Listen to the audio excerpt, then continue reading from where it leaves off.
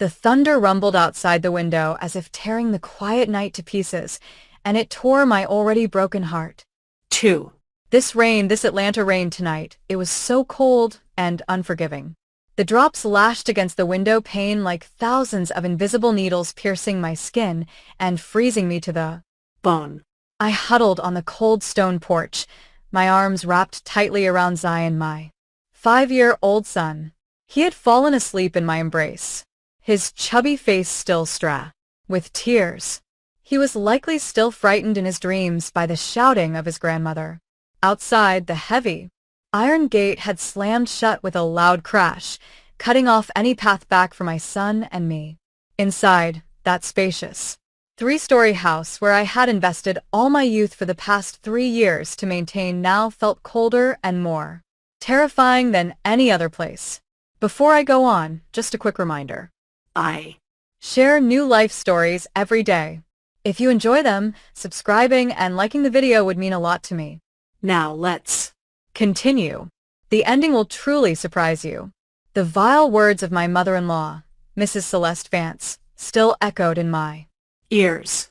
Sharp as knives, toxic as venom. Get out. Leave this house immediately. I don't want to see your face again. You're a worthless woman, a parasite, and you and your son are 2 burdens on this family. She had tossed my old suitcase out into the yard, clothes and belongings scattered in the rain.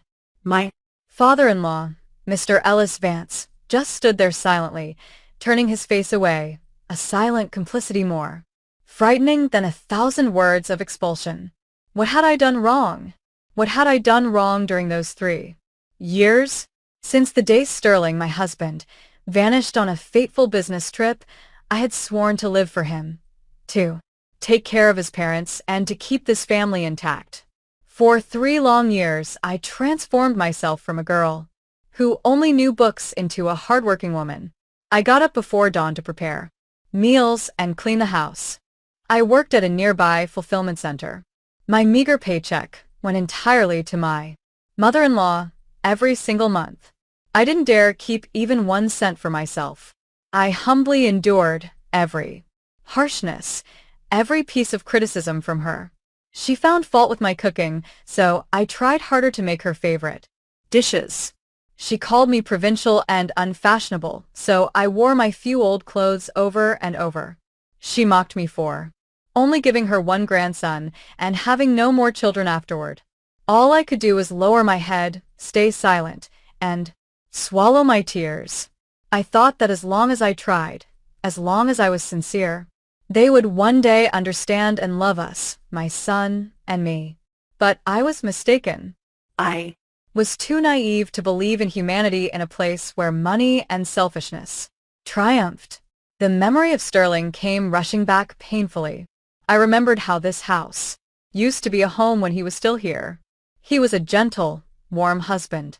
He always defended me against his mother's complaints. He often said, "Mama, don't be too hard on her. Amara is still young. You can teach her slowly." He was also a loyal son. Every dollar he earned, he gave to his mother to manage, keeping only a little to take me out for my favorite snacks. He said he worked hard so that his parents and I could have a good life. But then came that fateful day. He had to go on a last-minute business trip to Chicago. That morning, he hugged me and little Zion kissed our foreheads and said, "Daddy's only going to be gone for a few days. Be good, you too." Who would have thought that would be the last time I would hear his voice and feel his warmth? His flight suffered an incident and disappeared without a trace over Lake Michigan. No wreckage, no sign of life. He simply vanished from my life, leaving behind an emptiness that nothing could fill. Since that day, my life turned into hell. My mother-in-law, whom I once respected, suddenly became a different person. She didn't show the slightest spark of compassion for the daughter-in-law who had lost her husband. In her eyes, Zion and I were just 2 thorns, 2 burdens she had to bear. She blamed me for everything. She said I was a jinx who had killed her son. She chastised me as a freeloader. even though I was the one working my back raw to support the family. And tonight, just because little Zion had accidentally broken her beloved porcelain vase, that was the final straw. She used that opportunity to throw my son and me onto the street in a stormy night without a single dollar. With my son in my arms, I stumbled aimlessly through the rain. The heavy suitcase I dragged over the wet asphalt sounded so miserable. My tears mixed with the rain, salty and icy cold. Where was I supposed to go now? Back to my parents? My parents were old and frail, living in a poor rural town deep in Mississippi. I couldn't go back and become a burden to them. I kept running like a lost soul. When my feet were sore, I stopped in front of the downtown Atlanta bus terminal. The yellowish neon light of the station illuminated tired faces, failed lives similar to mine. I Found a hidden corner under an awning, squatted down, and covered my son with my thin rain jacket. The boy stirred, snuggling his head against me, looking for warmth. "Mommy, I'm cold." I pulled him closer, trying to warm him with my body. My heart ached as if it were being sliced open. "My child, I'm sorry." I'm "Sorry I can't give you a complete home." I sat there amidst the loud and cold bus terminal, feeling utterly desperate. Where would the future lead for my son and me? Amidst this darkness, I could only pray a weak prayer to my late husband. "Sterling, where are you? Do you See your son and me? Please protect us." Where would this unjust story lead? Would there be a miracle for the poor mother and her innocent child? If you're also eager for the next development, don't forget to click like, subscribe to the KS Stories channel, and activate the notification bell so you don't miss the second part of this dramatic story. The bus terminal at night was a different world. A world of failed lives, of faces, etched with weariness and worry. The low murmur of announcements mixed with the shouting of a few street vendors, the roar of late bus engines, and the faint whimper of a child in a distant corner. Everything merged into a chaotic and melancholy symphony.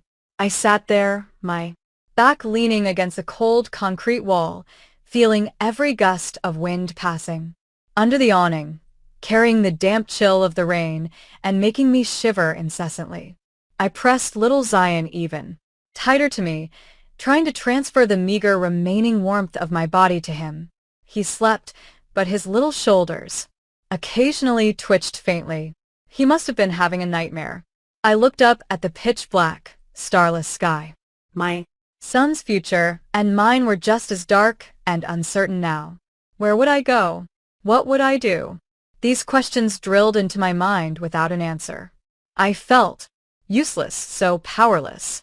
I couldn't even offer my son a warm place to sleep. the Despair rose up to my throat. I lowered my head onto my knees and bit my lip hard to stifle a scream. I couldn't cry. I had to be strong for my son. Right at that moment, when I felt close to collapse, a glaring beam of light suddenly pierced the rain and shone directly into the corner where my son and I were sitting. Reflexively, I raised my hand to shield my eyes. The gentle purr of the engine was distinctly different from the loud growl of the coach buses. A sleek black Cadillac Escalade slowly rolled to a stop right in front of me, only a few feet away. The car seemed to belong to another world, completely out of place in the dirty and busy environment of the bus terminal. A feeling of unease rose within me. Who was coming here at this hour with such a luxury car? The window slowly lowered and the street light poured in, revealing a familiar yet strange face. Behind the wheel sat a young woman with fashionably dyed chestnut brown hair and lips painted with dark red lipstick. She wore large sunglasses, even though it was deep night. I froze. My heart seemed to stop beating. It was Jordan Sterling's younger sister. It had been 3 years since I had last seen her. The last time was at her brother's symbolic funeral. Back then, she was still a young girl who dressed provocatively and always looked at me with a sidelong, resentful glance. She had never respectfully called me sister-in-law. After that day, I heard she had run away from home, living a wild life somewhere, and rarely came back. My mother-in-law cursed every time she mentioned her name, calling her an unruly daughter who brought misfortune to the family. And now she sat there in an expensive car with a completely different demeanor. No longer the disrespectful rebel of those days, but with a frightening coolness and composure. She took off the sunglasses. Her sharp eyes looked directly at me, without any emotion. Get in, she said. Her voice was Monotonous. It was not a question but a command. I remained rooted to the spot. My head spun. Why was she here? How did she know that my son and I were at the bus terminal? Had my mother-in-law called her, or was this another trap set by her family? I clutched my son tighter, my eyes full of suspicion. What Are you doing here? Jordan didn't answer my question. She just repeated it, her voice sounding a little more impatient now. I said, "Get in. Do you want your son to freeze to death here?" Her words hit my greatest fear at that moment. I looked down at little Zion, whose face was slightly pale from the cold. I Couldn't let my son suffer anymore. But was it safe to follow her? As if she had read my thoughts, Jordan sighed, a sigh that contained both weariness and impatience. "You don't have to be afraid. I'm not my mother. I'm not here to hurt you." She Paused, looked deep into my eyes, and then said something that made my whole body freeze. Get in. "I have a secret I want to show you. A secret about Sterling." Sterling. Those two syllables shot through me like an electric shock. My heart, which had turned cold with despair, suddenly began to beat violently again. What kind of secret? He had been gone for 3 years. What secrets could there possibly be left? But what if there was a tiny crazy hope that lit up in my head? What if she knew something?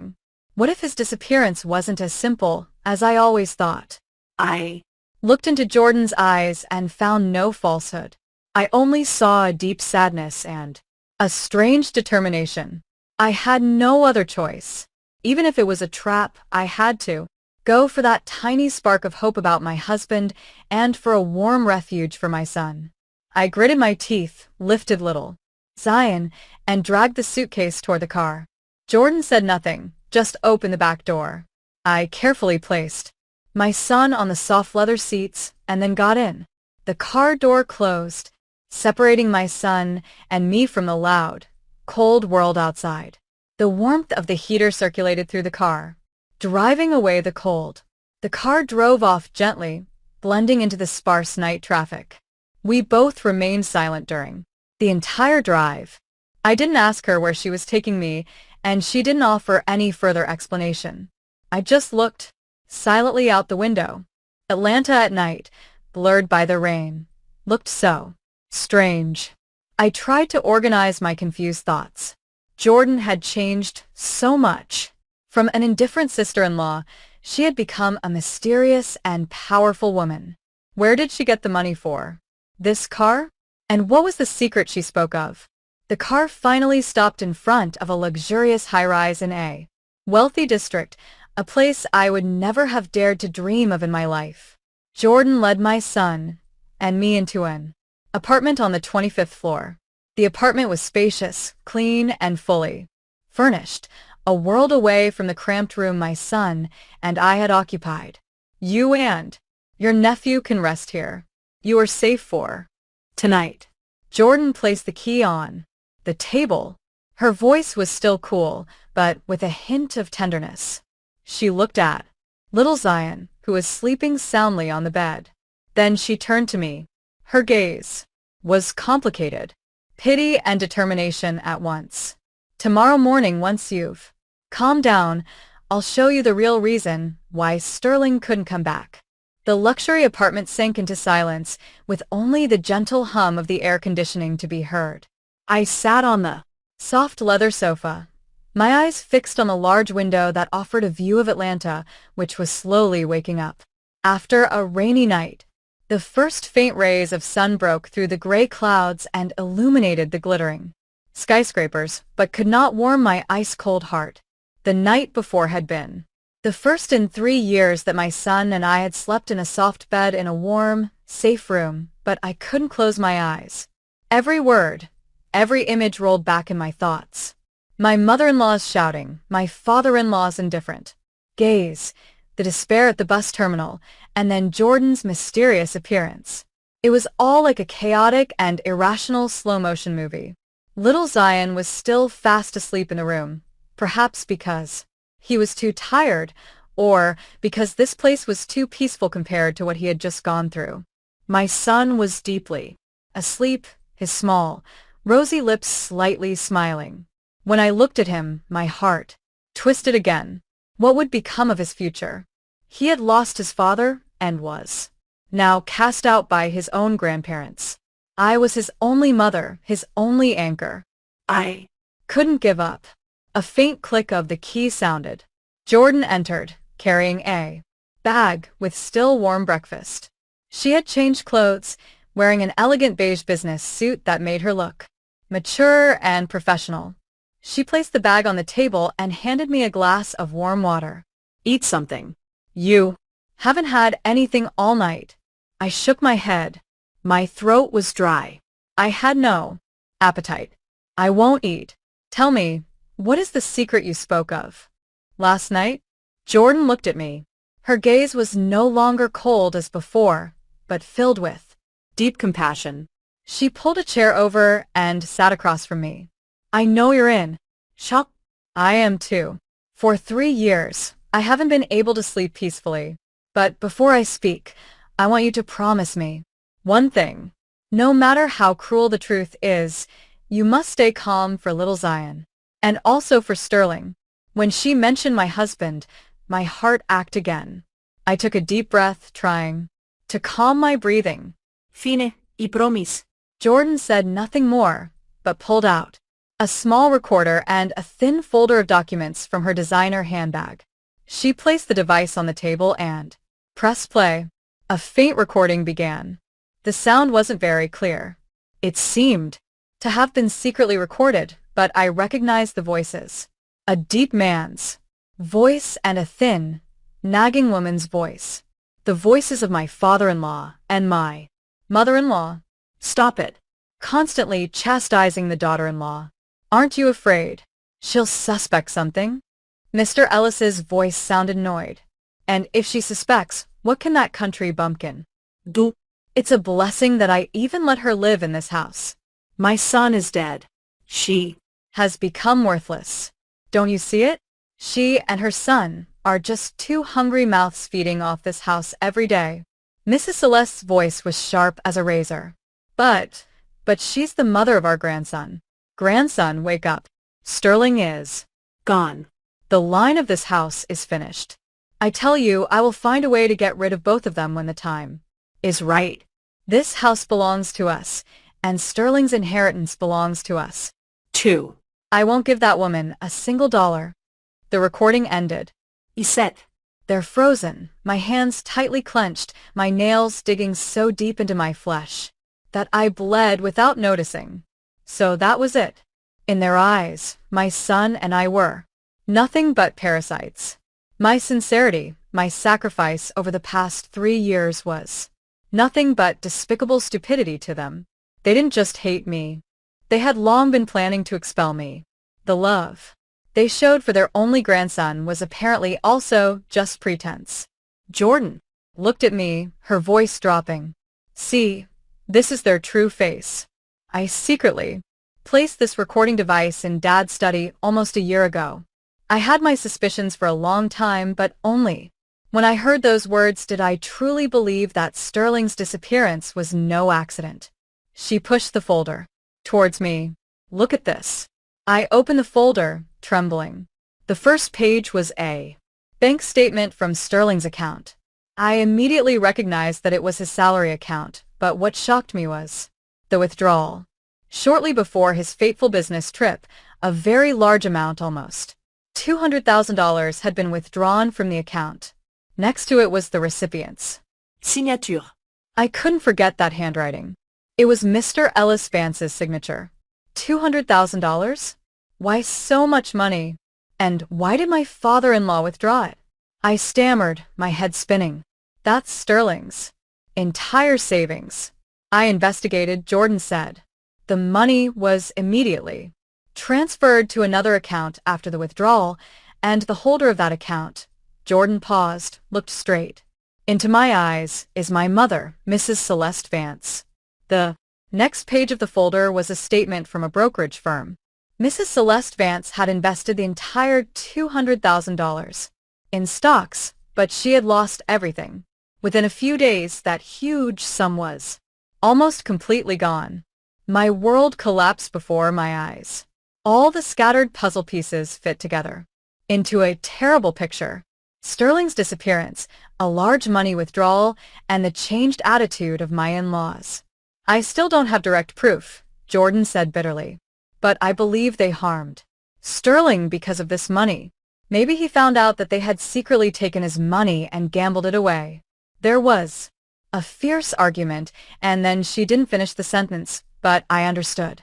Tears streamed from my eyes again. But this time, they were not tears of offense, but tears of fury and the deepest pain. My husband, the man I loved, may have been killed by his own parents because of money. This truth was crueler than anything I could have imagined. They had not only stolen my husband but also my last faith in human bonds. Was there an even more terrible secret waiting for me behind all this? And I, a penniless woman, what should I do to confront these cruel people? The whole room fell into frightening silence. Only my faint sobbing could be heard. Every word from Jordan, every number on the bank statement pierced my already scarred heart like thousands of invisible needles. Sterling, my husband, this gentle, loyal man. Could he truly have been hurt by the people he loved and trusted the most? I dared not believe it, didn't want to believe it, but the evidence lay cold and unforgiving before me. I sank my face onto the table, my shoulders convulsed. The feeling of powerlessness, pain, and rage flooded my chest so much that I could barely breathe. For 3 years I had lived a lie. I had mourned an accident, but it was perhaps a perfectly covered-up murder. Jordan said nothing, just gently placed her hand on my shoulder and patted it softly. Her silent comfort had more power at that moment than any words. She was not just the sister-in-law I had once resented. She was Sterling's only relative, the only one standing on my side in this fight. After a long time, when I gradually calmed down and only softly wept, I lifted my head. My swollen eyes looked at Jordan. Why? Why are you only telling me this now? And why are you helping me? That was the biggest question in my heart. Why was a seemingly indifferent, rebellious girl doing all this in secret? Jordan looked out the window, her gaze distant, as if sinking into a past memory. Her voice lost its sharp coldness and was filled with deep sadness. Because Sterling is the only person in this world who truly loved me. She began to tell a story I had never heard before. It turned out that behind the rebellious exterior was a wounded soul. I wasn't born a son. That was my mother, Mrs. Celeste's biggest disappointment. My mother always longed for a second son to continue the family legacy and strengthen the family. When I was born a girl, she almost went crazy. My childhood was marked by baseless beatings and criticisms that compared me to Sterling. In her eyes, I was a useless daughter, a failure. Tears began to run down Jordan's cheeks, but she didn't wipe them away. Only Sterling was always by my side, protecting me. Every time Mom hit me, he jumped in to shield me and take the blows for me. He secretly saved his allowance and bought me little gifts that I liked. He was the only one who listened to me, the only one who believed I wasn't a lost cause. She wept. It was the first time I had seen her cry, the tears of an abandoned child craving love. When Sterling disappeared, I didn't believe it. I didn't believe that such a cautious person could so easily have an accident. I started watching my parents' behavior. Instead of grief, I only saw fear, worry, and a strange sense of relief. That's when I knew something was wrong. So that was it. The love for her deceased brother was Jordan's motivation for doing all this. She wasn't an indifferent girl. She only used her rough exterior to hide her vulnerable heart. A feeling of compassion and a little respect flowed through me. So, what have you been doing for the past 3 years? I ran away from home. Jordan wiped away her tears. I couldn't live in a house where I suspected my own parents of murder. I took all kinds of jobs, from serving in a bar to working as a saleswoman. With the money I earned, I hired a private investigator to secretly conduct inquiries. This car, this apartment, it all belongs to a good friend who helped me.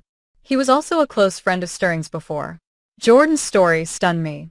She had fought alone for 3 years, a silent and dangerous battle, while I merely surrendered to my fate and cried. She, a young woman, had the courage to stand up and seek the truth. What do we do now? I asked. My voice was no longer weak as before. The look I gave Jordan was full of determination. We can't let them get away with this. The flame of hatred and the yearning for justice for my husband blazed wildly within me. Weakness and fear had given way to an iron will. I was no longer the provincial enduring Amara of yesterday. Jordan looked at me. A glimmer of hope shone in her eyes. I knew you would say that. I have prepared everything. But this fight won't be easy. My parents are not simple people. They have money. They have contacts. We need more evidence. Irrefutable evidence. To expose their crimes. Jordan's words sounded like a battle cry. I knew that. From this moment on, we were allies, comrades who would walk this path together until the end. Do you also find Amara and Jordan's story outrageous? The cruelty of money can even taint family ties. It's terrifying, isn't it? If You're also excited about what the two women will do to uncover the true face of the villains. Show your support by clicking like for this video right now. Every like is a huge motivation for us to tell this dramatic story completely to the end. Stirling, Jordan continued thoughtfully. He was a very cautious person. I believe that before anything happened, he surely left a clue, something only his closest confidants could find. Her words were like a key opening a forgotten compartment in my memory. I suddenly remembered that about a week before his business trip, he had given me a small, finely carved wooden box. He said it was a memory box for the two of us. He instructed me to hide it well and said something very strange. If I can't return one day, open it. Everything you need to know is inside. Back then, I thought he was just joking and scolded him not to talk like that. I had hidden the box deep in my closet, under the old suitcase, and had almost forgotten its existence. Could the decisive clue really lie in this old box? And what shocking secret did it hold inside? The wooden box, the blurred memory, suddenly became strangely clear, like a lightning bolt streaking through the dark sky of my mind. Stirling's words that day, the look in his eyes when he gave me the box, all of it suddenly took on a completely different meaning. It was not a casual joke. It was a final will, a preparation for the worst. My heart began to beat frantically, excited and terrified at once. The box? Yes, there is a wooden box, I cried excitedly. My voice trembled. I quickly told Jordan about the memory box and Stirling's strange hint. When I finished, Jordan's eyes lit up. Where is it? Where's that box, Samara? It's still in that house, I answered quietly. I hid it under the old suitcase in the closet in our bedroom. My answer was like a punch to the face of the hope that had just been ignited. That house, it was the lion's den now. I had been expelled. How was I supposed to go back to retrieve the box? Besides, after 3 years, was it still there? Or had Mrs. Celeste accidentally thrown it away while cleaning up? Jordan recognized the problem. She frowned, pacing back and forth in the room. Her face was thoughtful. No, that won't work. We have to get it back. I'm sure everything is inside. But how do we get into the house now? We sat in silence, both lost in thought. Breaking in was too dangerous. During the day, Mrs. Celeste and Mr. Ellis were almost always at home. At night, the street wasn't deserted. Even the slightest noise would give us away. Should every hope end right before that cold iron gate? Or, I began hesitantly, a bold thought having just entered my mind. Or I go back. Are you crazy? Jordan cried, turning to me. If you go back, it's like putting yourself in the trap. My mother is furious because she can't find you. If You go back, she won't leave you alone. Precisely because she is furious. That is our chance, I said. My voice was calmer and more determined. She threw me out because she hates me, but deep down, she still despises me. She thinks I'm a dumb goose who is easy to exploit. I Will go back, not to resist, but to plead for forgiveness. Jordan looked at me, astonished, not yet understanding my intention. I explained my plan further.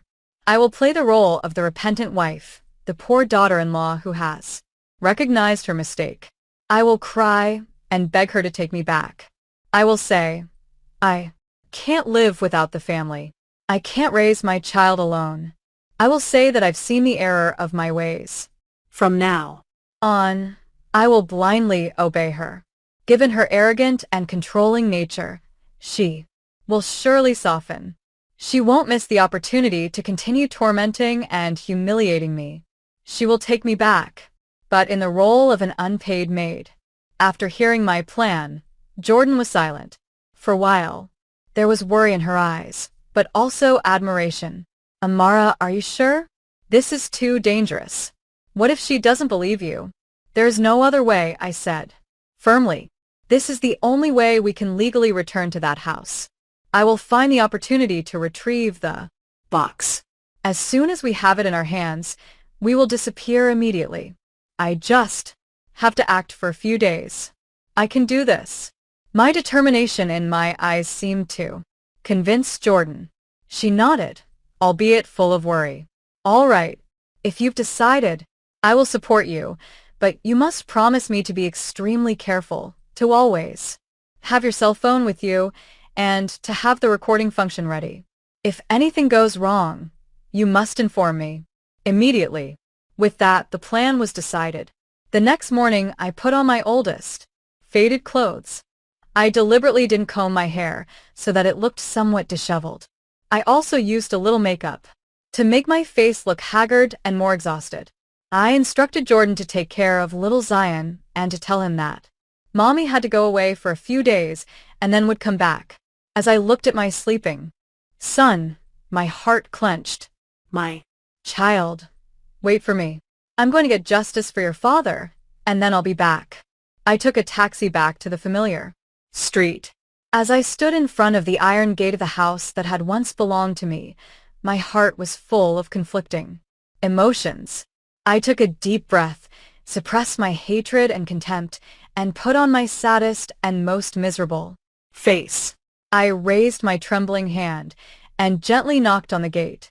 who is it? Mrs. Celeste's voice rang out from the house, harsh and annoyed. I didn't answer, but kept knocking. The knocking became fainter and fainter. After a while, the gate opened. Mrs. Celeste froze when she saw me and frowned. You. What are you doing here? I said nothing, just sank to my knees right in front of her onto the cement ground that was still damp from the night's rain. Then I burst into tears. The tears of regret and pain that I had practiced all night. Mama, I'm sorry. Mama, please, forgive me. Mrs. Celeste was stunned by my action. She probably never expected that the daughter-in-law she had just thrown out would now return to beg her like a lost dog. Her face relaxed. The Surprise quickly gave way to a triumphant smile, the smile of a superior looking down at an inferior. So you've realized it? I thought you were stubborn. You couldn't survive out there and came back here to cling on, huh? Yes. I beg you, Mama. Without you, without the family, I don't know how I could live. Please give me a chance to survive. I continued to sob, lowering my head to the ground. My performance seemed to work. Mrs. Celeste was no longer so aggressive. Her voice instead Took on a condescending tone. All right, stand up. You can come back. But from now on, you must know your place and listen to me in everything. No back talk. Can you do that? Yes. Yes, I can. Do that. I'm so grateful to you, Mama. I stood up with difficulty, my head bowed, not daring to look directly at her. I knew that the gates of hell had opened for me again, but this time I entered, not as a victim, but as a warrior, secretly waiting for the moment to strike the decisive blow. Would I find The mysterious box? And would my sneaky mother-in-law make it easy for me to achieve my goal? The door closed behind me, and I was officially back in the place I had sworn not to enter again just 2 days ago. the atmosphere in the House was still oppressive and cold, perhaps even more stifling. Mr. Ellis sat in the living room reading the newspaper. When he saw me, he merely glanced over his reading glasses, then lowered his head and said nothing. His silence was more frightening than Mrs. Celeste's curses. It showed that Contempt and resentment for me were deeply entrenched in this man's bones. What are you standing around for? don't. You see how messy the house is? Start cleaning up. Mrs. Celeste's voice rang out again. She returned to her usual commanding tone.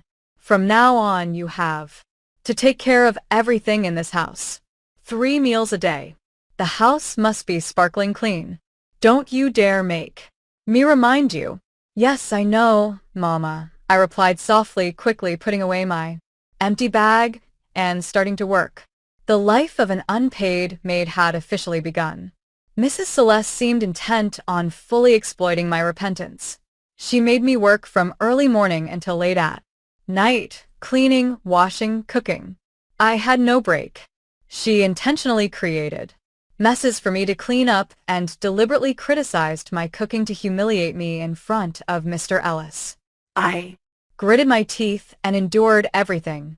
Every swear word, every contemptuous look from them was etched into my mind and became my motivation to quickly find the truth.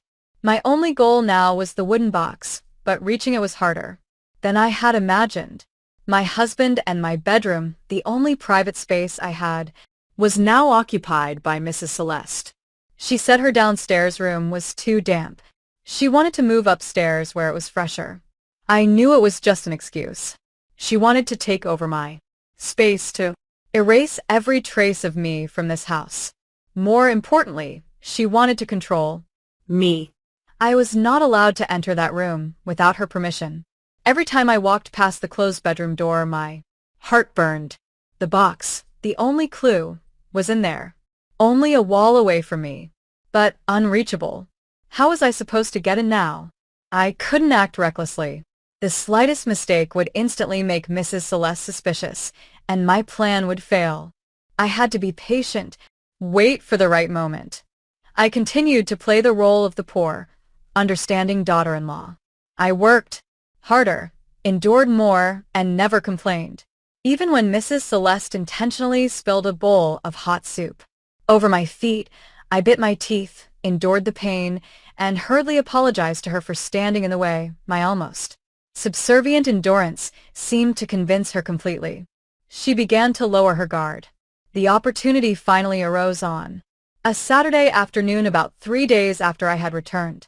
That day, Mrs. Celeste had an important meeting with her superficial friends. She got dressed up, instructed me to take good care of the house, and left in the early afternoon. Mr. Ellis, as usual, had gone to the country club early. The large house now belonged to me alone. My heart pounded violently. Now was the moment. I quickly finished all the housework, making sure everything was clean and tidy. Then I crept to the second floor, heading toward the familiar bedroom. In front of the door, I took a deep breath to calm myself. Mrs. Celeste had locked the Door. I had expected that. I pulled a thin metal hairpin from my apron pocket. That was a technique I had learned from old crime shows. I never thought I would need it in this situation. Carefully, I inserted the hairpin into the keyhole. My hand trembled. The sound of the metal was deafening in the silence. I held my breath and listened. After some fumbling, a faint click sounded. The door was open. I was overjoyed. Quickly, slipped inside and pulled the door shut behind me. The room hadn't changed much. Only almost all my things had been removed and replaced by Mrs. Celeste's belongings. The cheap perfume smell of hers hung heavily in the air. I didn't have much time. I went straight to the old particle board closet where I had hidden the suitcase. I opened the closet. My heart sank. The suitcase was not there. Horrified, I searched the entire closet. Nothing. I looked around the room but couldn't find it. Had she thrown it away? Disappointment and fear overwhelmed me. If I lost the box, all my efforts and Jordan's efforts would have been in vain. Every hope of finding the truth about Sterling would be shattered. I was about to cry, but my reason told me to stay calm. Mrs. Celeste was a greedy woman. A suitcase, even if it was old, was still good. She wouldn't just throw it away. She must have hidden it somewhere. I started searching the entire room, under the bed, behind the curtains, but nothing. Time was running out. The hands of the clock were moving toward 4 p.m. Mrs. Celeste would be back soon. I panicked. Just at that moment, my gaze fell on the top of the closet. There was a small gap between the top of the closet and the ceiling, and there, covered by a thick layer of dust, lay my old suitcase. I Felt like a treasure hunter. I quickly pulled a chair over, climbed up, and laboriously pulled the heavy suitcase down. It was heavier than I thought. I laid it on the bed and opened it, trembling. My old clothes were still inside. I rummaged through everything and finally found the finely carved wooden box wrapped in an old velvet cloth at the bottom. It was still there. With the box in my hand, I felt as if I were holding my husband's whole life. I Opened it hastily, but inside there was no notebook, no key. It was empty. Only a yellowed wedding photo of Sterling and me lay inside. I froze. What did that mean? Sterling's instruction, my sacrifice, all just to find an empty Box. Just at that moment, I heard the familiar engine sound of Mrs. Celeste's car in front of the gate. She was back, and I was stuck in her locked room with an even bigger secret I had just uncovered. The faint click of the keychain in front of the gate was clearly audible. Every sound was sharp as a stab in my strained nerves. Mrs. Celeste was back. My whole body froze. My mind went blank. I was in her room. The suitcase was open on the bed, and in my hand was the empty wooden box. Everything was an irrefutable mess. Being caught. Those two words flashed in my head, cold and frightening. If she Discovered me, everything was over. She would not only throw me out of the house again, but perhaps do something worse. Stay calm. You must stay calm, I told myself, trying to force myself to think. The creaking sound of the iron gate opening, followed by footsteps in the yard. I didn't have much time left. I hastily and messily stuffed the clothes back into the suitcase, placed the empty box inside, and pushed the heavy suitcase back onto the top of the closet with all my might. Sweat broke out. My head was wet. As soon as I finished, I jumped down and quickly put the chair back in its old place. But what about the door? I had picked the lock to get in. How could I lock it again from the inside? Just at that moment I heard Mrs. Celeste talking to someone in the yard, probably a neighbor. That gave me a few precious seconds. I rushed to the window and looked out. The height from the second floor wasn't too great, and there was an old corrugated iron roof below. If I jumped down, it would make noise. No, that wouldn't work. I looked around the room desperately, and then my gaze fell on the wedding photo of Sterling and me. The only photo that was in the box. A crazy but unique thought flashed. I took the photo in my trembling hand and turned it over. The backing cardboard had come loose at one corner. I carefully slid my fingernail underneath. And behold, under the thin cardboard was no notebook and no key. It Was a tiny micro SD card, a memory card for digital cameras, firmly attached to the back of the photo with a piece of transparent tape. My heart hammered like Crazy. This was it, the clue. Sterling hadn't tricked me. He had hidden it, where no one would suspect. Right behind our happy smiles in the wedding photo. A place that was safe and full of meaning. Mrs. Celeste's voice was already audible. Under the stairs. No more time. I quickly ripped off the memory card, put it in my innermost jacket pocket, and put the photo back in the empty box. I had to stage a false crime scene. I ran to the door and kicked the door frame with all my might. The old wooden door burst open with a loud bang. The lock broke off. Immediately afterward, I let out a frightened scream. thieves. Thieves. Mama. I stormed out of the room, ran down the stairs, looking panicked, my hair disheveled. Mrs. Celeste, who was just coming up the stairs, froze when she saw me. What? What are you saying? The room? Mama's Room? There are thieves? I gasped, pointing upstairs. I heard a noise, ran up, and the door was broken open. The thief just fled through the window. Mama, please. When Mrs. Celeste heard the two words, Mama's room, her face changed color. She no longer paid attention to me, but stormed up the stairs. She was afraid for her money and the valuables she had hidden there. I stood at the foot of the stairs, my heart pounding like a drum, but I sighed with relief. The plan was successful for now. Mrs. Celeste stormed into the room, saw the chaos, and rushed to the bedside table, where she knocked everything over. When she saw that her jewelry box and the bundle of cash she had hidden under a pile of clothes were still there, she sighed in relief. Those were probably the most valuable things to her. She turned around, saw the broken door, and then looked at me with suspicious eyes. Did you see him? What? Did he steal? No, it was too dark. I couldn't recognize him. He ran away quickly. I Stammered, maintaining my frightened expression. I don't know if anything is missing either, Mama. I saw that he also rummaged through the old suitcase on the closet. When she heard suitcase, Mrs. Celeste flinched but quickly calmed down. What could he have stolen from your old suitcase? She mumbled, beginning her usual monologue. This house is truly cursed.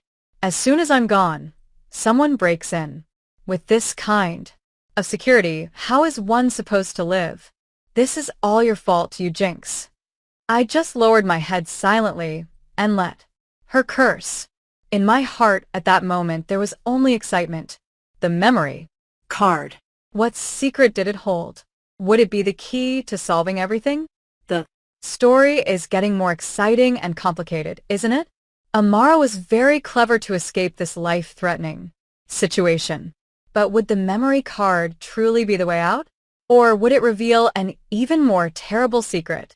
If you are as excited as I am, don't hesitate to share this video with your friends and relatives to watch and discuss together. Who knows? Maybe your friends are also looking for a captivating story to entertain themselves after a busy day at work. I couldn't sleep that night. I didn't dare stay in that house for another second. I lied to Mrs. Celeste that I was too scared and wanted to stay at a friend's house for a few days to calm down. She was too busy dealing with the broken door and her fear of loss to stop me. I quickly left with only one goal in mind, to find a place where I could read the contents of the memory card. I took the last bus and traveled to an old student apartment complex where Jordan was already waiting for me. It was a small, simple room, one of the secret bases she had prepared. Jordan was already waiting there with a laptop. Are you okay? I was worried, she asked hurriedly when she saw my exhausted appearance. I'm okay. I made it, I said, trembling, pulling the memory card out of my jacket pocket. But it's not a notebook or keys. It's this. Jordan took the memory card in her hand. Her eyes were full of surprise and tension. She inserted the card into the Laptop. The screen lit up, and only a single folder with the name The Truth appeared. My heart seemed to stop. Jordan's hand trembled as she opened the folder with the mouse. Inside were numerous video files named sequentially, and the first file was recorded exactly 3 days before Sterling's disappearance. Would the terrible truth soon come to light, and did it have to do with my in-laws, or was there another power behind it? The small room suddenly became strangely oppressive. The faint light of the laptop illuminated both our faces, which were taut like a stretched wire. Jordan's index finger trembled, hovering over the mouse, as if she didn't yet dare to face the truth that was about to be revealed. I took a deep breath, trying to calm my racing heartbeat in my chest. "Open it," I said hoarsely. Jordan nodded and decisively clicked on the first video file. The video began without sound, only images. It was a hidden recording from a high angle, probably concealed somewhere in Sterling's study at home. I immediately recognized the familiar room, the wooden table, the bookshelf, and the pose plant I always watered. Sterling sat across from a strange man. The man was about the age of my father-in-law, elegantly dressed, but his face had something sly about it. They were having a very tense conversation. Sterling repeatedly shook his head. His face was resolute. The other man slammed his hand on the table, pointing his finger at Sterling. His posture was extremely angry.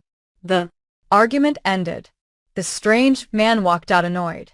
Sterling sat there alone, leaning his head on the desk, his hands clutching his hair. I could feel his extreme exhaustion and powerlessness in his every gesture. The video ended abruptly. "Who is that?" I asked Jordan. My heart was full of confusion. "I don't know," Jordan said, shaking her head. Her face was confused, too. "I never heard our parents talk about him." We quickly opened the next videos. The subsequent video clips were similar, but Sterling's conversation partners had changed. Sometimes it was a rough-looking man with tattoos, sometimes an elegantly dressed woman. They all met Sterling secretly, and every conversation ended in tension. Sterling seemed to be cornered by an invisible force. And then we opened the last video. It was recorded only 1 day before his disappearance. This time, the man sitting across from Sterling was no stranger. It was Mr. Ellis Vance, my father-in-law. In the video, Mr. Ellis laid a thick folder of documents and a plane ticket on the table. He said something and pushed them towards Sterling. Sterling didn't look at the documents. He just stared at his father. His gaze was full of pain and disappointment. Then he slowly stood up, knocked over his chair, and shouted something that we couldn't hear. His face was red. His hands were clenched into fists.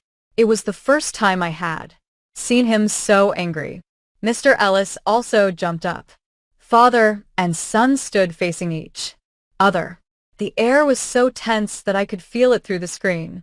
Finally, Sterling shook his head desperately and left the study. The door slammed. Mr. Ellis sank onto the chair, holding his head in his hands. The video ended there, leaving a huge void and thousands of unanswered questions in our hearts. It was clear that Sterling's disappearance was not only related to Mrs. Celeste and the gambling debt, but was much more complex and dangerous.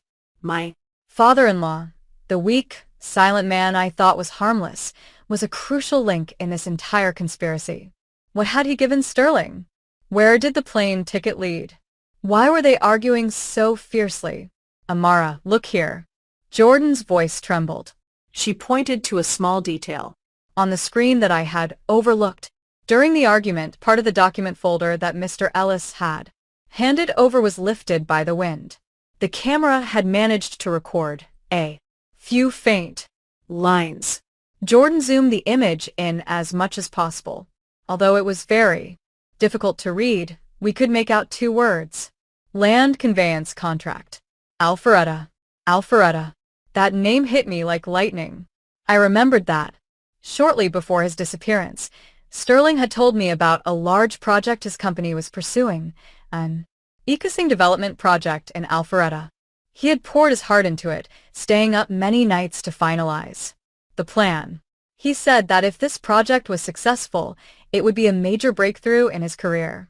But then he suddenly said that the project had been cancelled due to some legal problems. He was very sad and disappointed then, but I didn't ask further. Could it be? Jordan and I looked at each other, the same thought in our heads.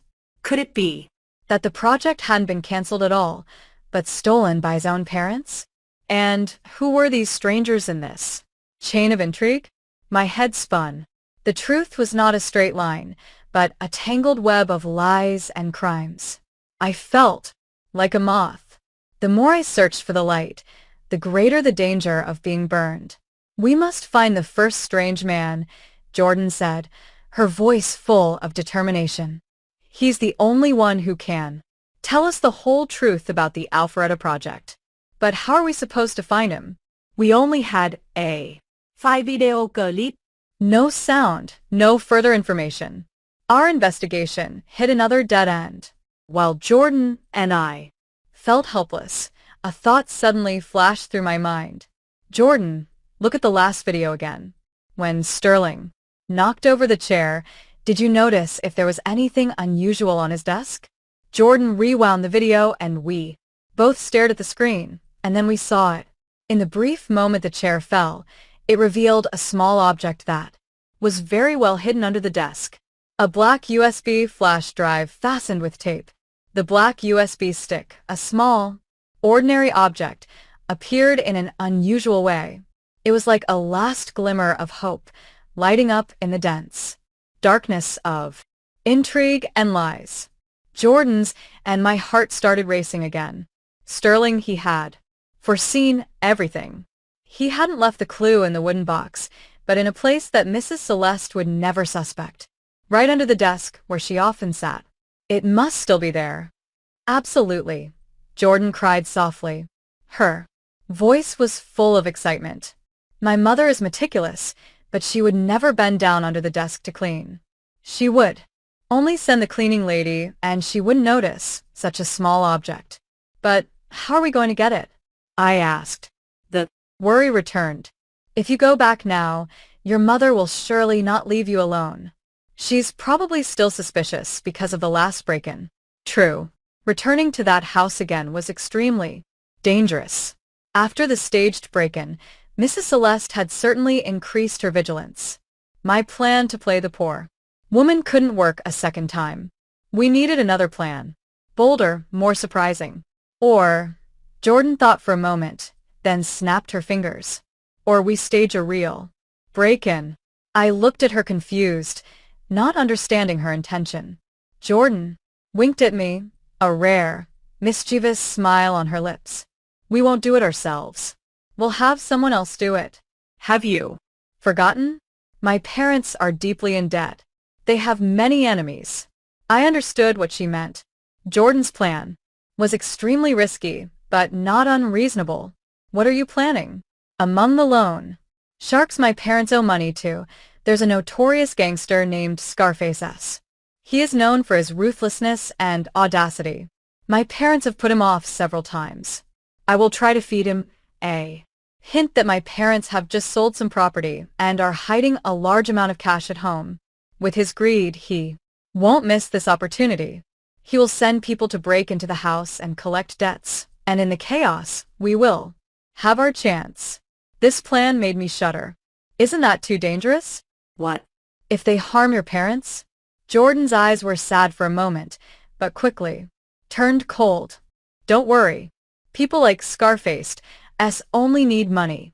They aren't stupid enough to commit murder and get into more trouble. Besides, that's the price they have to pay for what they did to Sterling. They cornered us, so they shouldn't blame us for resorting to drastic measures. Jordan's determination convinced me. I knew that to take on old foxes, we sometimes had to be crueler than them. In the following days, we began to act. Jordan used her contacts in the underworld to feed information to Scarface S. Just as she had said.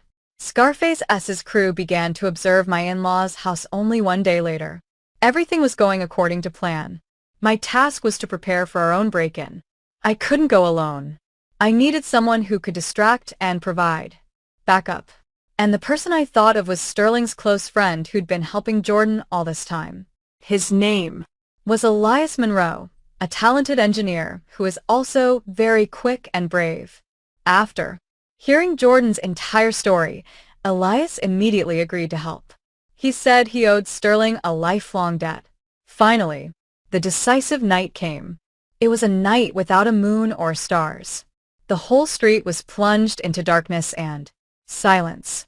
According to Jordan's information, Scarface S would strike that night. Around 1 a.m., a small, unmarked van quietly stopped at the end of the alley. Two masked men in black clothing jumped out, quickly climbed over the fence, and disappeared into Mrs. Celeste Vance's yard. There inside, Elias whispered through the small walkie-talkie we had prepared. He was sitting in a car on the opposite side of the street, observing every movement. "We are ready," I replied. My heart was pounding wildly.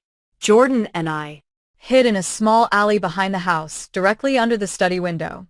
Only a few minutes later, we heard the loud sound of breaking glass from the front, followed by Mrs. Celeste's panicked screaming, "Thieves! Robbers!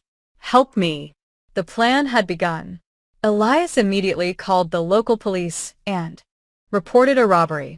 At the same time, Jordan called Mrs. Celeste's landline with another cell phone. Mrs. Celeste, who was panicking, answered the phone, hoping someone was calling to help. "Hello. "Help me." "Shut your mouth, old woman." Jordan's voice, which was modified by a voice changer software, sounded threatening. "I'm from Scarface S. Your husband owes us money. We came today to get our money back. If you scream again, I'll let you meet your son." When Mrs. Celeste heard the two words, "your son," she fell silent. She stammered fearfully. "How much do you want?" "All the cash and all the valuables in the house. Cooperate or it will be bad." Jordan growled and hung up. Jordan's distraction maneuver was successful, drawing all the attention of Mrs. Celeste and the robbers to the front. Meanwhile, on the back of the house, I quickly climbed onto the second-floor balcony with a small rope ladder that Elias had prepared. I slipped through the study window, which I had cautiously left slightly ajar. The room was pitch dark, but I knew my way around. I didn't turn on the light, but only used the faint light of my mini flashlight and quickly went to the desk. I knelt down, reached my hand under the desk, and my heart stopped. He was still there. The small, cold USB stick lay in my palm. I was close to tears of joy. But this was not the moment. I had to get out of here immediately. But just as I prepared to climb out, a faint click sounded from the door. Someone was opening the door to the room. The dry click of the lock echoed in the silence, sharp as a stab in my nerve-wracking thoughts. My whole body froze. My breathing seemed to stop. Someone entered the room. I was on the second floor. The only exit was through the window, but climbing out now would be tantamount to confessing to breaking "In." And who opened the door? One of the two robbers or Mr. Ellis? No matter who, it was being discovered at that moment would have meant that everything would fail. In this life-threatening moment, I didn't hesitate for a second. I rushed under the desk, rolled myself into the most hidden corner. The heavy wooden table was covered with a long cloth that reached the floor, which fortunately concealed my body. I held my breath. My heart hammered in my chest, and I just begged that the person would not discover me. The door opened slowly. The light from the hallway poured in, revealing a tall silhouette. It wasn't the robbers. It wasn't Mr. Ellis either. It was a completely strange man. Exactly the one who had appeared in the first video. The sly man who had argued with Sterling. Why was he here at this exact moment? He didn't come alone. Behind him was one of Scarface Sal's robbers. "Boss, everything is going according to plan," the robber said as he closed the door. His voice was respectful. "The old woman is scared to death and is showing us where she hid the money under the sink." "Boss." I froze. This strange man was the mastermind behind everything, not Scarface S. It turned out that Jordan And I had inadvertently poked a bigger hornet's nest than we thought. Our plan to use someone else had been exploited by another and had turned into a game within a game. Good, said the man who was called the boss. His voice was deep and radiated power and cruelty. The money is secondary. Did you find what I Need? Yes, not yet, boss. I searched the old woman's bedroom, but found nothing but money and gold. Fool. What do I care about her money and gold? The month's not. It must be in this room. Sterling was clever. He hid the evidence. Somewhere here. Search thoroughly. If you don't find it, I'll make your life hell. Evidence. Evidence. So, this man Was also looking for the evidence Sterling had left behind. Our goal was the same. I lay under the desk. Cold. Sweat ran down my back. I held the USB stick tightly in my palm. The thing they were desperately searching for was right here, separated from them only by a thin layer of wood. The robber began to ransack the room. He pulled out the drawers, threw papers and notebooks onto the floor. The loud noise made me flinch. Boss, there's nothing here, just old papers, the robber said after a while. The boss cursed. He paced back and forth in the room. The sound of his leather shoes on the wooden floor sounded heavy. Damn it. Where did that guy hide it? It can't just vanish. If that comes to light, we're all dead. He stopped right in front of the desk, separated from me only by the long tablecloth. I could smell the scent of his expensive cigar smoke. My heart threatened to jump out of my chest. Suddenly, the wail of police sirens sounded from a distance. It was getting closer and closer. Damn it, the police. The robber panicked. Boss. What do we do now? The boss also looked confused. What is Scarface S doing? Why? Did he betray us? Fine. We'll retreat for now. We didn't find anything today. Go downstairs and tell the other guy to escape through the back exit. Hurry. The robber hastily opened the door and disappeared. The boss didn't leave. Immediately, he stayed put. His gaze, sharp as a knife, scanned the room one more time. He looked at the bookshelf at the pictures on the wall, and then he bent down and looked under the desk. His gaze and mine met through the small gap in the tablecloth. For a moment, the whole world seemed to stand still. He saw me. His eyes widened in shock and then immediately changed to a deadly, cruel expression. You. He hadn't finished the sentence. I kicked the desk leg with all my strength. The heavy wooden table was shoved forward and slammed hard against his shin. He screamed in pain, staggering back. I seized the opportunity, crawled out of the hiding place under the desk, didn't think for a second, and rushed straight to the window. Stop, he roared behind me. I had no other choice. I climbed onto the windowsill, closed my eyes, and jumped. The impact on the corrugated iron roof below hurt like hell, but I dared not stop. I crawled over the roof, slid down the incline, and then jumped into the small alley behind. I didn't know if I was injured. I only knew I had to run as fast as I could. The police sirens were very close. Behind me, I could still hear the furious cursing of the man. Whenever I remember the moment I stood across from that mysterious man, a chill runs down my spine. Do you feel the same way? A powerful stranger was also hunting for Sterling's secret and seemed even crueler than my in-laws. Everything is becoming very dangerous. If you also have a bad feeling and want to cheer Amara on this arduous journey, please subscribe to the Cast Stories channel. Your subscription is free, but it is an invaluable support that lets us know you are still there accompanying our heroine. I ran like a mad woman, not daring to look back. My whole body ached, but fear drowned everything out. I ran to our meeting point where Jordan and Elias were waiting in the car. Amara, are you all right? Jordan was horrified when she saw me. Drive fast, I gasped, clutching the USB stick tightly. The car sped through the night, leaving behind the chaotic house, and a partially revealed secret. Who was this man? Why? Did he know about the evidence Sterling had left behind? And did he have something to do with my husband's disappearance? The USB stick in my hand was now not only hope, but also deadly evidence. The car sped through the night, taking us away from the turbulent street. Isette. In the back seat, leaning against the backrest, trying to calm my gasping breath. My whole body was still, trembling, not from cold, but from shock and extreme fear. The image of the foreign man's cruel eyes haunted me, cold and deadly. Amara, are you okay? Are you hurt? Elias asked anxiously through the rear-view mirror as he drove. I shook my head, my voice. No, just a few scrapes. I pushed up my sleeve. A long scratch was bleeding, slightly from the friction with the corrugated iron roof, but the physical pain was nothing compared to the panic. In my soul, who are they? Who was that man? We were tricked, said Jordan, sitting in the passenger seat. Her face was extremely tense. Our plan was exploited by someone else. This man is much more dangerous than my parents.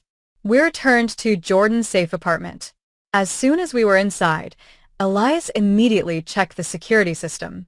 Jordan got the first aid kit to carefully disinfect and bandage my wounds.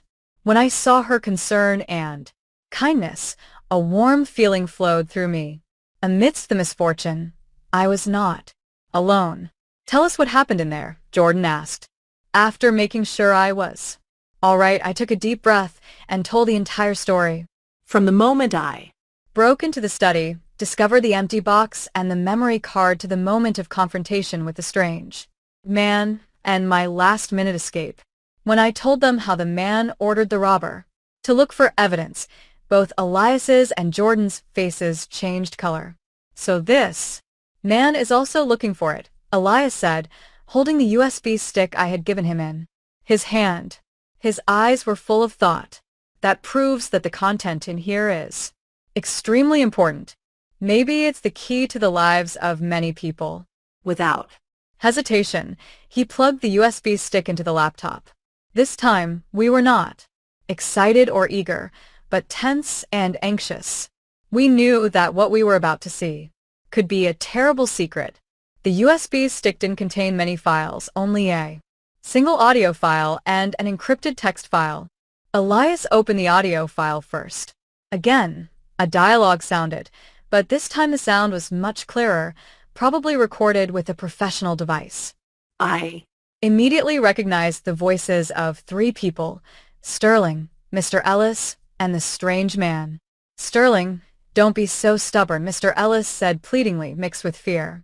Give the original plans and all the documents back to Uncle Victor. You can't win against him. Uncle Victor? Who is that? I asked Jordan, but she shook her head, too. I won't give them up. Sterling's voice said sharply and full of indignation. Dad, this is not just a project. It's my life's work. Why are you betraying me? Why are you selling it to someone like him? What do you know? The voice of the man named Victor rang out, condescending and arrogant. Business means you have to use dirty tricks. You are talented, but you are too naive. This project will become a golden goose in my hands. In your hands, it's just a pile of worthless papers. Listen to your father. Take this money and disappear with your wife and son. Consider it a way to save your life. I don't need your money. I will report you. And Dad, too. Fraud, embezzlement, money laundering, all the things you have done, Sterling shouted. A long silence followed. Then Victor's voice sounded. Icy cold and terrifying. Do you think you have a chance? Don't you know who I am? Fine. If you want to die, I will grant you that wish. Ellis, I'm giving you 1 week to handle your son. If not, we will make your whole family's life hell. The recording ended there, leaving a deadly silence in the room. My whole body trembled, so it was clear. The strange man named Victor was the mastermind. He had teamed up with my own father-in-law to steal Sterling's beloved project. And when Sterling refused, He ordered my father-in-law to handle his own son. Sterling's disappearance was no longer speculation. It was a planned murder. Tears rolled down my cheeks again, but this time they were tears of extreme hatred. Elias gently patted my shoulder to comfort me. Amara, don't cry. We have to be strong. Sterling sacrificed his life to protect this evidence. We must not disappoint him. He turned to the computer screen. Now we have to see what the other file contains. The text file was very complexly encrypted. Elias, with his professional hacking skills, needed almost an hour to break through the firewall. When the first lines appeared, we all held our breath. It was not a project plan. It was a testament that Sterling had written with all his clarity and pain. To Amara, my beloved wife. If you read these lines, I am probably no longer among the living. The letter began with loving words. He apologized for not being able to protect me and give me a fulfilling life. Then, he told the whole truth. The Alpharetta Housing Development Project, his child, was not just an ordinary real estate project. It was a green project that used the most advanced renewable energy technologies. A project that could change the face of the entire region. But precisely because of this enormous potential, Victor Thorne, a notorious real estate mogul in the criminal underworld, had set his sights on it. Victor had used his contacts and dirty methods to put pressure on and force my father-in-law's firm to sell the project at a bargain price. And my father-in-law, out of fear of Victor's power and greed for the short-term profit, had agreed to betray his own son's life's work. Sterling had found out. He had tried to prevent it and collected evidence about Victor's illegal activities, from money laundering and tax evasion to threats and seizing land from local landowners. He hadn't expected that his father, whom he had always respected, could become so cruel because of money. Sterling's handwriting expressed deep pain. He has chosen to stand on the side of evil. He gave me a plane ticket and a large amount of money, demanding that I leave the country and forget everything, but I can't do that. I can't close my eyes to the crime. I can't leave you alone. I had decided to stay and fight until the end. And at the end of the letter, there was a paragraph that made my whole body freeze. Amara, if something happens to me, trust no one in my family. Not even Jordan. Not even Jordan. The last lines in Sterling's testament hit my strained mind like an invisible sledgehammer. My whole body froze. My breathing seemed to stop. I slowly raised my head, my gaze confused and suspicious, and stared at the young woman sitting right next to me. Jordan, the sister-in-law I had just given my full trust to, the only ally I thought I had. Was she also part of this cruel game? Jordan was no less stunned. She stared at the lines on the laptop screen. Her beautiful face was chalk white. Not a drop of blood was left on it. No, he can't be serious, she stammered. Her voice trembled. Sterling, why did he write that? What did I do wrong? Elias, sitting next to her, was also frozen. The entire room again fell into a stifling silence, but this time, the silence was not the silence of unity, but the silence of distrust, of the invisible wall that had just been erected between us.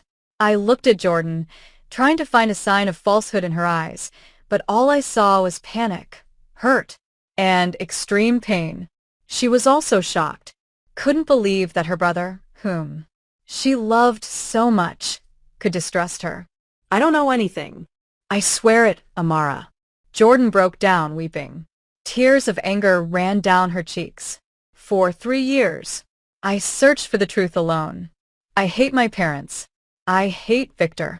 I just want justice for my brother. Why didn't he trust me? The pain in her voice was too real. It didn't sound like acting, but Sterling's last words, the words of a man facing death, couldn't be a joke either. There must be a reason, a problem that Jordan herself was unaware of. Please calm down, said Elias, who was the first to regain his composure. He looked at me and then at Jordan. Sterling wrote these lines when he was cornered. Maybe he discovered something that made him distrust everyone. We can't condemn Jordan based on a single sentence. There must be a reason. Elias's words helped me calm down a little. Right. I couldn't panic. The most important thing now was to find the reason for Sterling's warning. Jordan, try to remember. I tried to keep my voice steady. Did anything happen between you and Sterling shortly before he disappeared? Or did you unintentionally pass on information to your parents? Jordan sobbed, trying to rummage through her memories. No, nothing. Everything between him and me was normal. He even gave me a large amount of money and told me to go on vacation for a while and distract myself, not to stay home. He said something unpleasant would soon happen at home. I thought he was just being overcautious. She paused, her eyes widening as if something occurred to her. Oh yes, one thing happened. About 2 weeks before he left, I lost my cell phone. You lost your cell phone? Elias and I asked simultaneously. Yes. Jordan nodded. Her face was full of regret. I was at a bar with friends that day and drank a little too much. The next morning when I woke up, my phone was gone. I searched everywhere but couldn't find it. I just thought I had been careless or it had been stolen. I immediately got a new SIM card. A lost cell phone. This detail seemed small, but in this situation it could be the most important link. The phone wasn't lost, Elias said. His voice became sharp. It was stolen, and the thieves were your parents. They read all the messages. They knew Sterling suspected them. They even knew he was collecting evidence. And they also knew that you were the only person he trusted. And that's why, I continued, my throat constricted. That's why Sterling thought you had betrayed him and passed the secret on to your parents.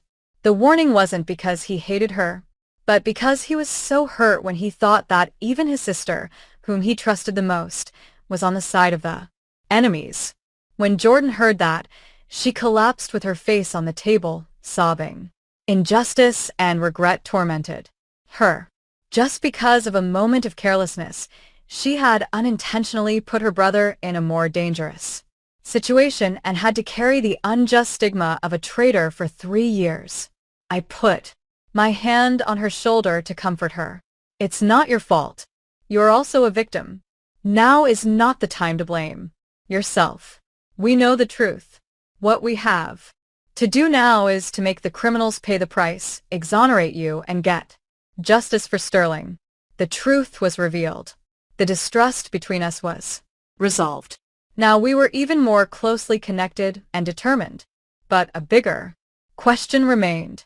Was Sterling really dead or just missing as Victor had suggested? And if he was still alive, where was he? The question of whether Sterling was still alive hung heavily in the oppressive and unsettling air.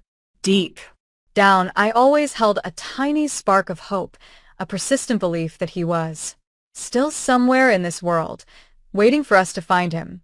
But reason told me that given the cruelty of Victor and the complicity of his own parents, the chance of his survival was almost zero. We can't just guess here, Elias said, breaking the stifling silence. He pointed to the laptop screen where the audio file of the conversation between Sterling and Victor was still open. The key is here, Victor said. I'm giving you 1 week to handle him. Handle can have many meanings. It doesn't necessarily mean kill. Elias's words were like a fresh wind reigniting the flame of hope in Jordan and me. Right. Handle could mean to hold him, to threaten him, to force him to silence. But if he's still alive, where have my parents been hiding him for the past 3 years? Jordan asked skeptically. They alone weren't capable of doing something that big. They weren't capable. But Victor could have been, I said. An ice-cold guess formed in my head. Victor is the mastermind. Maybe my father-in-law didn't dare to kill his own son. He handed Sterling over to Victor, and Victor is probably holding him captive. This guess was terrible, but very logical. It explained why there was no trace of Sterling, why a powerful man like Victor personally had to come looking for the evidence. He was not only afraid that his business secrets would be revealed, but also afraid that his crime of kidnapping and illegal detention would come to light. If That's true, we have to find the place where Victor is holding Sterling captive, Elias said. His face was very serious. But he's an old fox. His movements are very secretive. It's not easy to find his secret base. Our investigation hit another dead end. We had evidence of economic crimes, but not a single clue about where Sterling might be held. Time passed, and with each day, the hope of finding him diminished. Just at the moment when we felt the most desperate, Jordan received a call. The number belonged to a private clinic in Asheville, North Carolina. Her facial expression changed from surprise to shock. hello. What? My mother had an accident. She quickly switched to Speakerphone. on the other end was the voice of a nurse. Yes. Is this the family of Mrs. Celeste Vance? The Patient had a traffic accident, quite serious injuries, and is currently being treated in our clinic as an emergency. We asked the family to come immediately to take care of the formalities. Elias and I looked at each other, stunned. Mrs. Celeste had an accident. Why in Asheville, North Carolina? What? Was she doing there? A gut feeling told me this is no coincidence. We'll come. Right away, Jordan answered hurriedly and hung up. She turned to me. Her gaze was complicated. Amara, I have to go. Despite everything, she is my mother. I Understood her dilemma. No matter how much she hated her mother, she was still the woman who had given birth to her. All right, go. But be very careful. I don't think something is right here. Why, Asheville, North Carolina. I find it strange, too. Jordan nodded. But I can't not go. Elias, please stay here with Amara. I'll let you know immediately if there's anything new. With that, she quickly got dressed and left. As I watched her hurried back, a bad feeling rose within me. I felt that Jordan was walking into a trap that had already been set. My dear viewers, do you also have the same bad feeling as Amara? Is Mrs. Celeste's accident a coincidence or another malicious move in this game? Full of intrigue? Who do you think is behind everything? Try to guess. And leave your comment directly under the video. I am very curious about your guesses. And who knows, maybe one of them is the answer to our story. After Jordan left, only Elias and I remained in the room. The worry about Jordan and the dead end in the search for Sterling made the atmosphere very oppressive. Elias tried to comfort me, but he was confused himself. Amara, think again, Elias said, trying to find a new direction. Did Sterling leave you anything else besides this USB stick? A gift, a souvenir, a casual word. I Tried to rack my memory.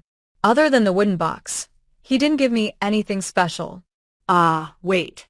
About a month before his disappearance, it was my birthday. He gave me a rather strange gift. No flowers, no jewelry, but a small cactus. A cactus?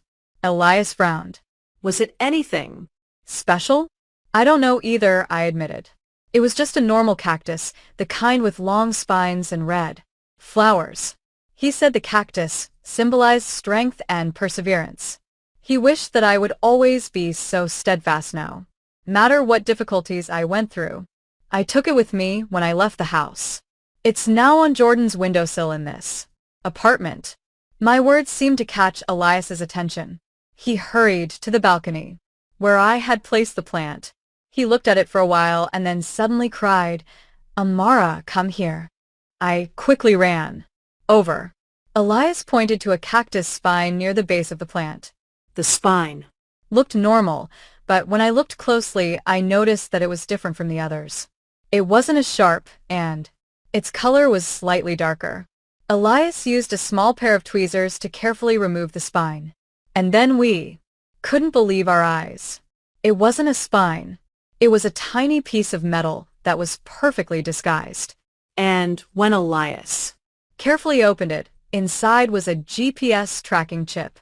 The GPS chip, a small almost invisible electronic device was so cleverly hidden in the spine of a cactus. Elias and I were stunned, standing frozen for several seconds. My head spun.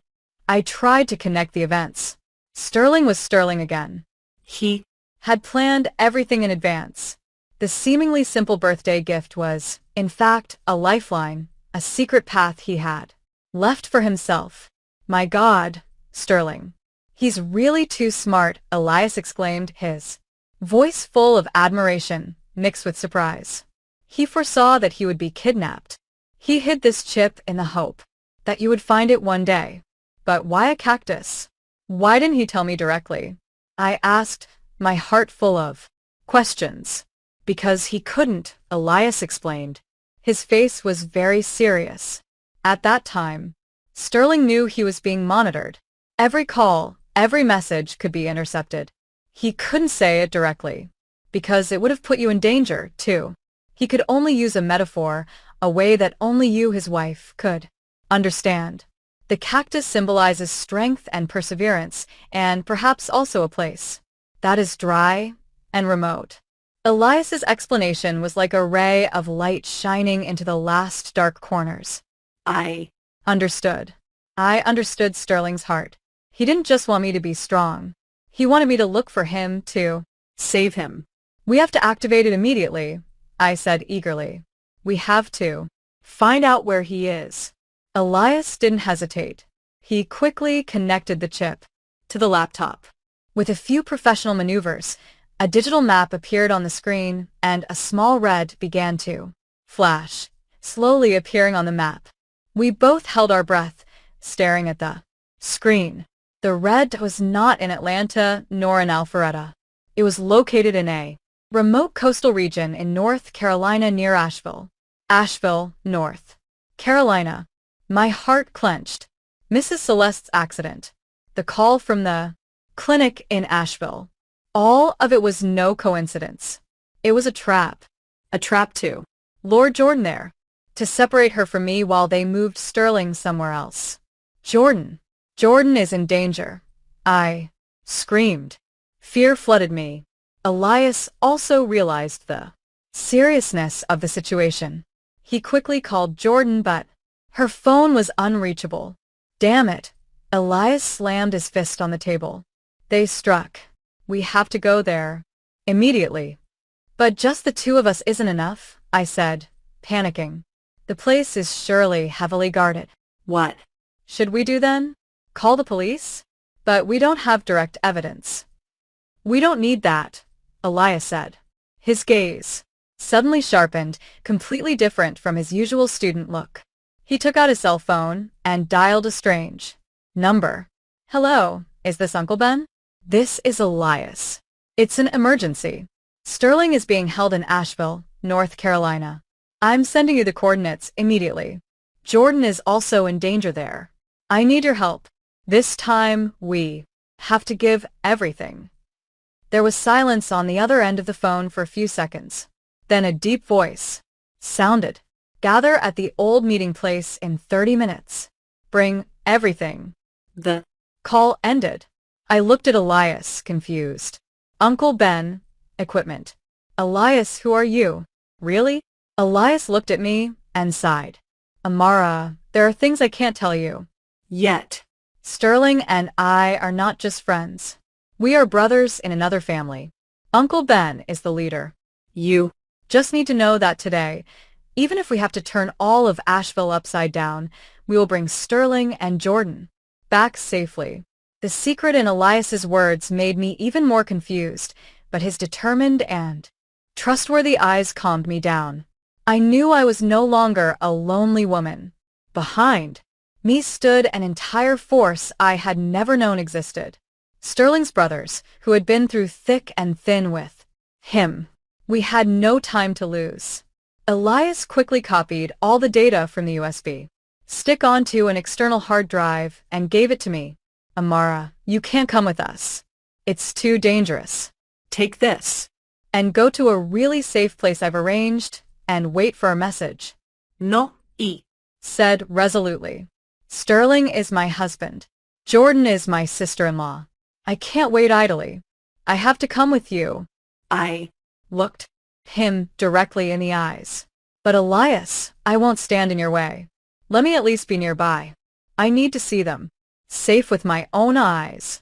My determination finally convinced Elias. He nodded. all Right, but you must promise to follow my instructions. Absolutely. We stormed out of the apartment, speeding into the Atlanta night. A breathless rescue mission was about to begin.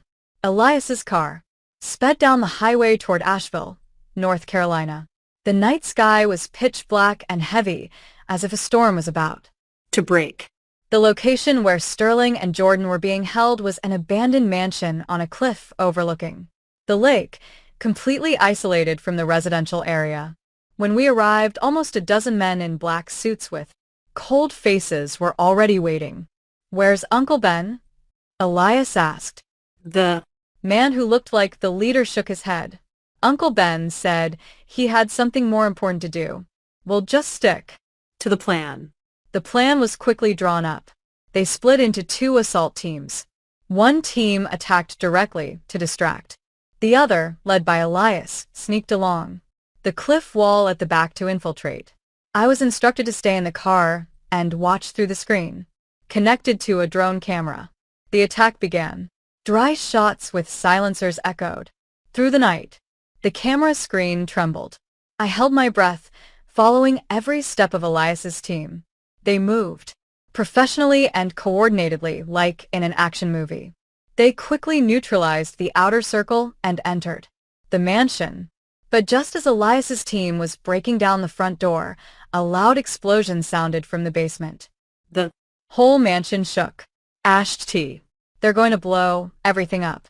Elias yelled over the radio. "Everyone in. Find them immediately." My heart threatened to jump out of my chest. I couldn't stand idly by any longer. I opened the car door and ran toward the smoking mansion. I had to find them. Inside there was chaos. Furniture was scattered. Victor's henchmen lay motionless on the floor.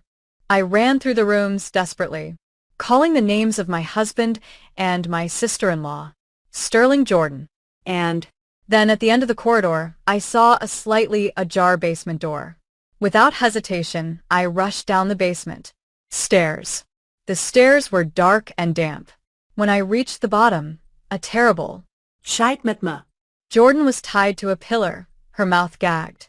Not far away, an emaciated bearded man lay on an old iron bed. Victor stood there, a pistol pointed at the man's head. Next to him stood Mr. Ellis and Mrs. Celeste. "Everyone freeze," Victor shouted as he saw Elias's team and me rush in. Take. "One more step and your beloved son is dead." Although the man on the bed had changed A lot, I recognized his eyes, his gaze. It was Sterling. he was still alive. "Mom, Dad, why are you here?" Jordan stammered after the gag was removed from her mouth. "You foolish child," Mrs. Celeste hissed. "The accident was just a set up to lure you here, all to get your beloved sister-in-law to hand over the evidence. It turned out that everything had been a trap from the beginning, a trap aimed at all three of us." The damp, oppressive basement suddenly became a deadly stage. The only yellowish light of a ceiling lamp cast distorted, ominous shadows on the wall. The pungent smell of gunpowder mixed with the scent of mold and fear. I stood there, confronted by Victor's black gun muzzle, and behind him stood all the people who had plunged my life into a tragedy. Mr. Ellis, Mrs. Celeste, and the man I had longed for lay there, weak and fragile like a candle in the wind. "You are very clever," Victor smirked, the smile of a man who thought he had secured victory. "You made it this far, but the road ends here. Hand over the USB stick and all copies. Then I will let your husband and you die gently. Let him go." Elias roared behind me.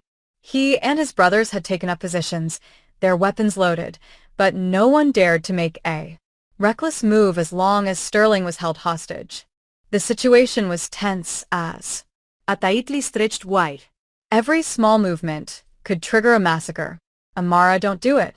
Don't give him anything. Sterling's weak voice rang out. Although he had been held captive For 3 years, even though his body was weakened, his gaze at me was still resolute. The evidence must come to light. You are still so bombastic. Victor pressed the gun muzzle harder against Sterling's temple, making him flinch in pain. I'll count to 3. If You don't throw the USB stick over, he gets a bullet first. 1. My whole body Trembled. I looked at Elias, pleading for help. He shook his head slightly, signaling me to stay calm. 2. Stop. I screamed. My voice was broken. All Right, I'll give it to you. Don't hurt him. Trembling, I took the external hard drive out of my pocket and slowly placed it on the floor. Here it is. Let him go. Victor laughed wildly. A cruel laugh. Do You think I'm stupid? Kick it over here. I did what he said, lightly pushing the hard drive with my foot across the cement floor toward him. One of Victor's henchmen hurriedly bent down and picked it up. He plugged it into a prepared laptop. Boss, this is it. All the data is here. Good. Very good. Victor nodded. His face was triumphant. He looked at me, his eyes full of mockery. Love is really something stupid. For a dying man, you are ready to throw everything away. Now, as a reward for your obedience, I will let you die together. He raised the pistol and aimed directly at me. I closed my eyes. Only the image of little Zion appeared in my mind. My child, I'm sorry. A deafening shot rang out, but not from Victor's weapon. I flinched, feeling no pain. I slowly opened my eyes. The pistol in Victor's hand had fallen to the floor. His arm was bleeding. He stared, stunned at the basement stairs where the shot had come from. Everyone turned around. There, out of the darkness, stood a middle-aged man, composed, but his eyes were sharp as a knife. In his hand, he held a handgun that was still smoking. Uncle Ben.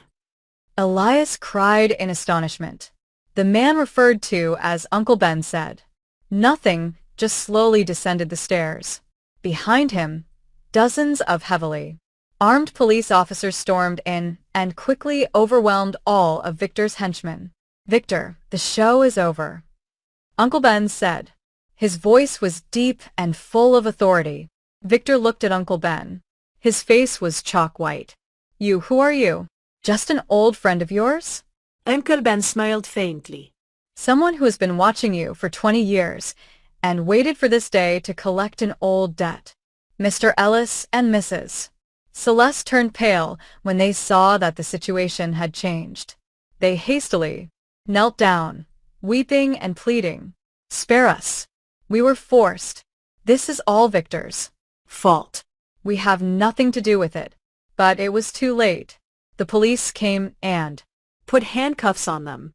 Mrs. Celeste didn't stop screaming and cursing me as the jinx who had ruined their entire family.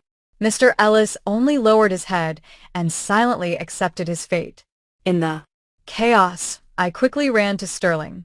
He had passed out from exhaustion. Elias and the others also quickly freed Jordan.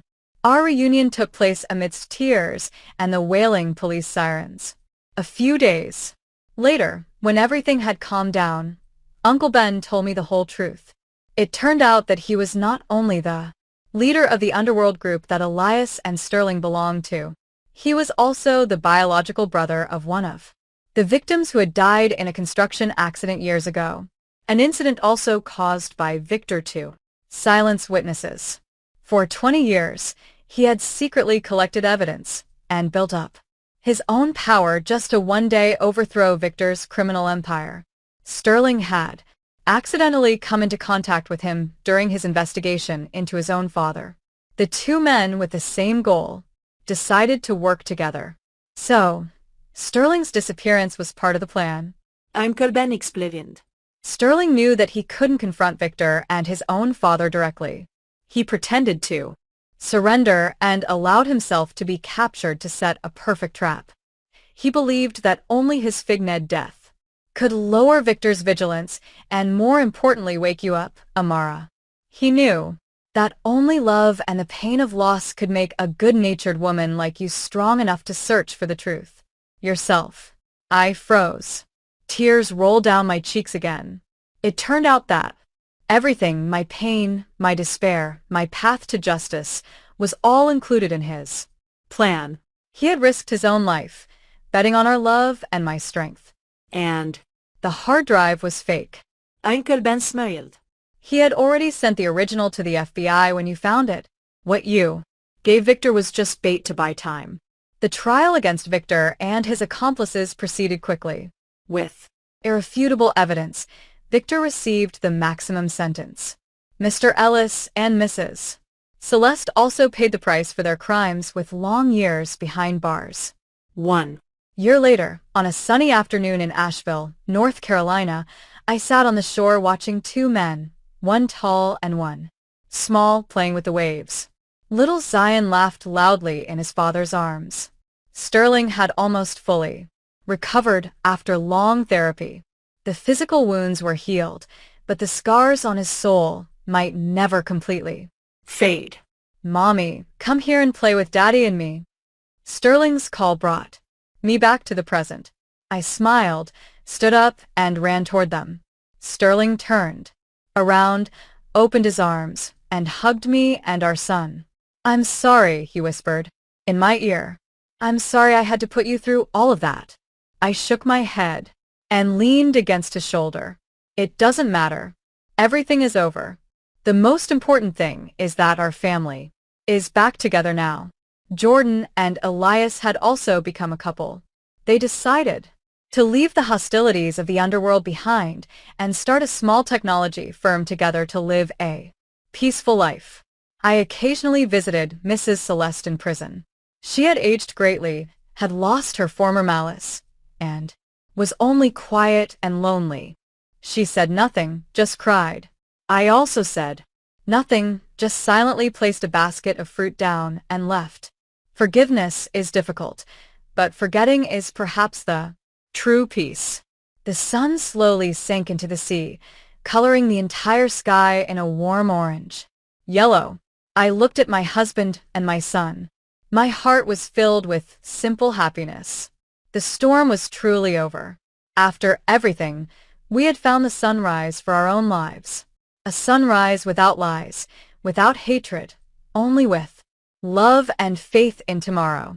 I'll speak to you from my own heart.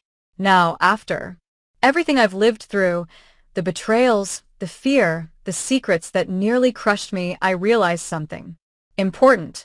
Life has a way of pushing us into the dark, so we learn how to create our own light. No one came to save me. I had to take the first brave step myself. And sometimes that's all it takes to change the whole story. So, if you're going through something heavy, don't let anyone convince you that you're powerless. You'd be amazed at the strength you discover once you decide you deserve better. If you feel the same way and enjoyed my story, show it by sending a like. Let's see how many we are. And I'm curious, what city are you listening from? And what time is it there? Write it in the comments. If you'd like to support me so I can keep sharing these emotional, gripping stories every day. Even a small donation makes a big difference and truly helps keep the channel alive. For more life stories like this, you can check out my other videos and subscribe to the channel. You'll see 2 new stories on the screen now. I'm sure you'll enjoy at least one of them. Just click and start listening. Love to you.